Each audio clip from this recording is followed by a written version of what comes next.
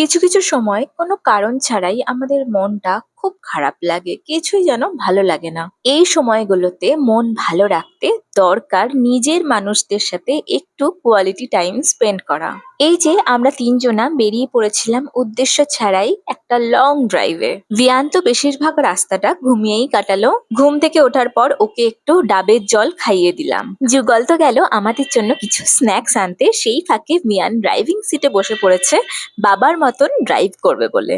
প্রথমেই তো আমরা চলে আসলাম মায়াপুরে, আর এই দেখে ভিয়ানকে দেখো, ও কিন্তু নিজের জায়গা ঠিক খুঁজে নিয়েছে। এরপর আমাদের প্রচুর খিদে পেয়ে গেছিল, তাই আমরা চলে গেলাম মাদারসাটে। মাদারসাটে এসে তো ভিয়ান খুব খুশি।